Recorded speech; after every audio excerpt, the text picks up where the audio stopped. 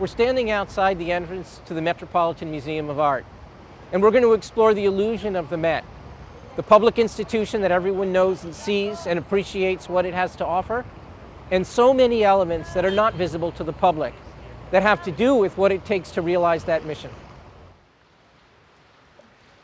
The museum has many, many great galleries, many spaces that are beautiful and important.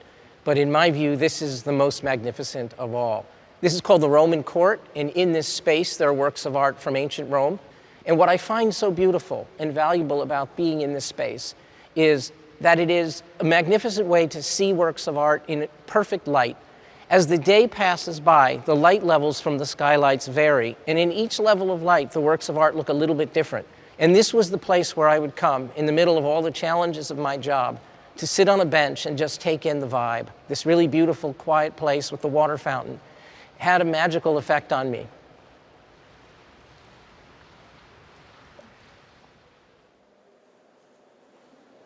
The Metropolitan Museum of Art has 1.5 million works of art in its collection. They're all over the building in a 2.1 million square foot building. In one small gallery off to the side in the Greek and Roman wing, we find this work of art, which is one of the great masterpieces, in my view, in the whole museum. Made by a Greek sculptor in the 2nd or 3rd century before our era, this is an image of a dancer, a woman completely enshrouded, her body's entirely covered, except, if you look closely, just her eyes.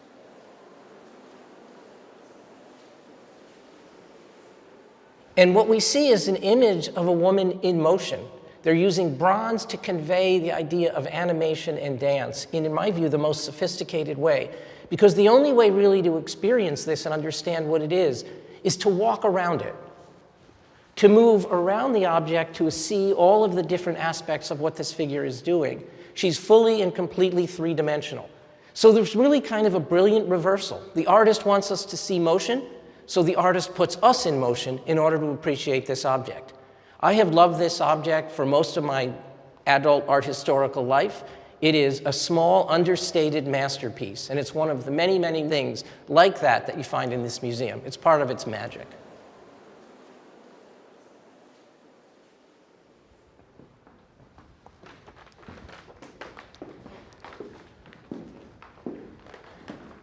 This room is one of the within the British galleries of the museum, and it's one of 800 plus galleries throughout the museum. And one of the management challenges in this place is to continue to maintain all of the public spaces at a level consistent with the ambition and quality of the museum, which means there's renovation work going on throughout the museum all the time.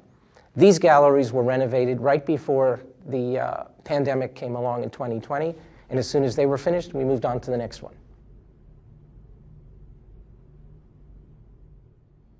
We are in the great gallery that houses the Temple of Dendur, which is an Egyptian temple that was made around 50 BCE at a time of great historical importance. I'll come back to that in a moment.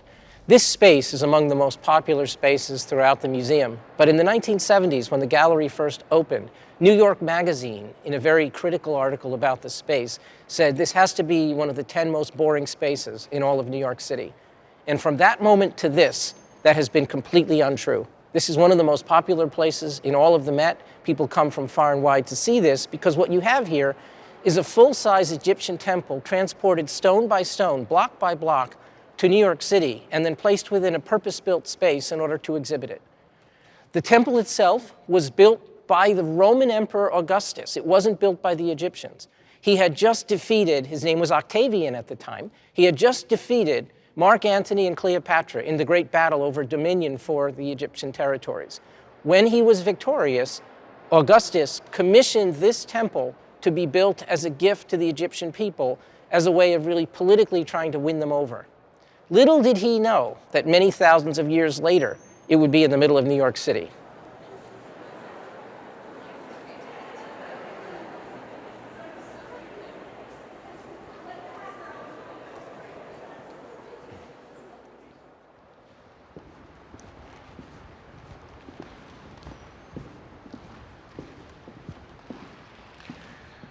We are in the European painting galleries. There are 45 galleries that have recently also been renovated and reinstalled, and above them there are the Skylights project, When I first arrived at the Met, we had 6 acres of skylights over the European painting galleries that had to be replaced. On the walls all around us are great paintings that deserve to be displayed with optimal lighting and in perfect conditions. And that's what the Met does in every gallery in the museum.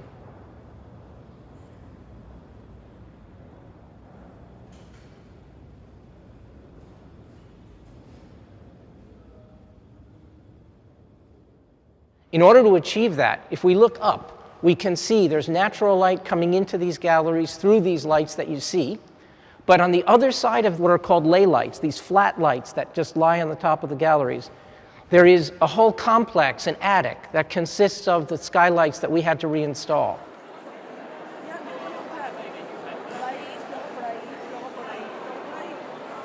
So as we move from the public spaces of the Met to the behind-the-scenes private spaces of the Met, we'll begin to see the ways in which this museum is vastly more complicated than it appears. We're about to go up to see the skylights that were recently restored and renovated, and you'll get a sense of the scale and magnitude of what goes on behind the scenes. I always feel like I'm on a ship.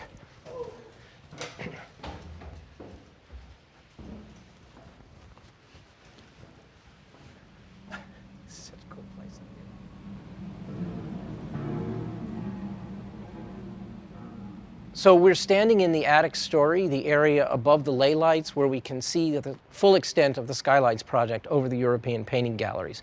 The person who managed that project, who oversaw the entire enterprise, is Mike Dominic, who is standing here with me. Mike oversaw all elements of what was the most complicated capital project we probably have ever done at the Metropolitan. To put all of these skylights on top of a big, complicated art museum in the middle of Manhattan without doing damage to anything was a Herculean task. And Mike accomplished it brilliantly in a way that not only exceeded budget, but also produced a result that we're all really proud of. So, Mike, tell us about these skylights. Well, this project was a $150 million budget for the entire project. One of the things to keep in mind is that only $7 million of that actually went to the skylights. It took us $14 million for logistics to access this space. The HVAC component was $12 million.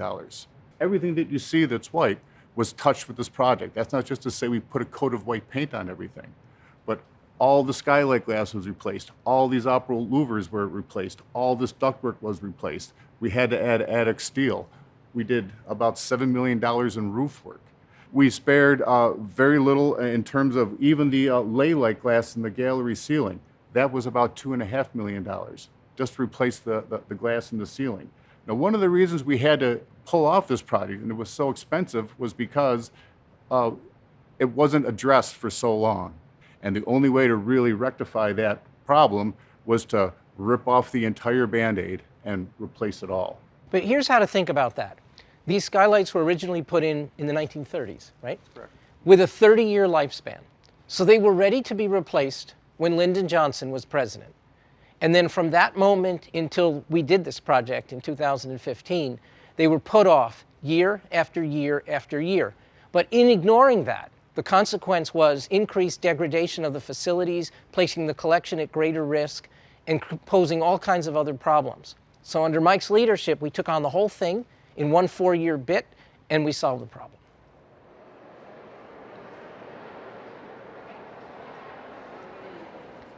We are standing in a room from a castle called Velez Blanco from the 16th century. It's another one of the great period spaces inside the Metropolitan. But behind me, you see a simple glass door that says the Thomas Watson Library. Behind that door is one of the most significant art and art history libraries in the world. And it's a very good example of the ways in which what the Met does is not always visible to the public. Beautiful galleries, modest door, vast research enterprise behind those doors. We are standing in the stacks of the Watson Library in the middle of the Metropolitan Museum of Art. So behind those glass doors, we enter the library, we go down into the ground, and there are many levels of these stacks which contain really the heart of this institution. It's a little bit like going in the stacks at Sterling Library at Yale. All of these books are here to support the research mission of the museum, to produce new knowledge, to advance learning, and for that you need the tools of discovery, which requires a vast library. This is one of the largest, most extensive art libraries in the world. And here it is right in the middle of this museum on Fifth Avenue.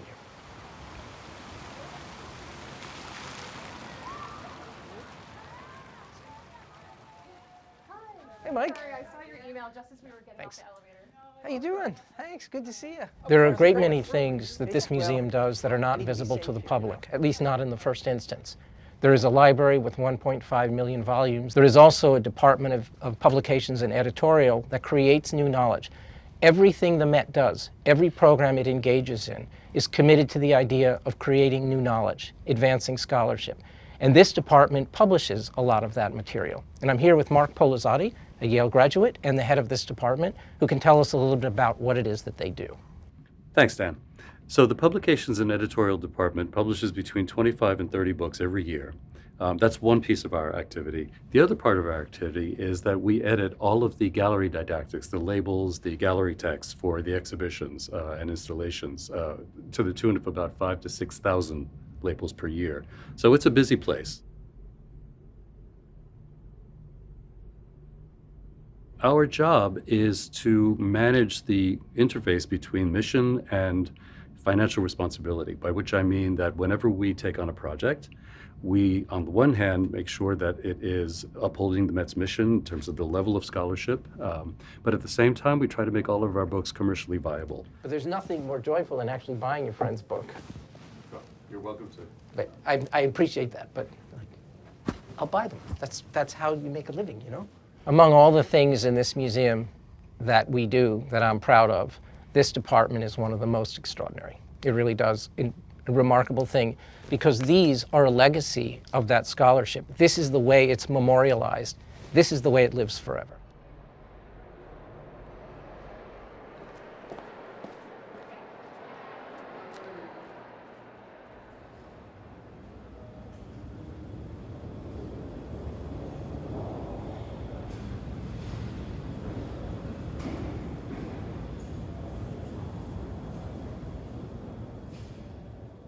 We are now in the Department of Painting Conservation. One of the core elements of the mission of the Metropolitan is to take care of works of art so that they can be studied and displayed and cared for in perpetuity. And in order to do that, the Met has many different conservation departments. The one we're standing in now takes care of paintings. And as you can see around me, some of the great masterpieces in the history of painting are in here for care of one kind or another. And it's one of the many ways in which the Met does important work to advance the mission that is not visible to the public. But without conservation, these works of art would not be cared for, they wouldn't look as well as they do, and they wouldn't last very long. Oh my God. Hey guys! Oh my God. Oh my God.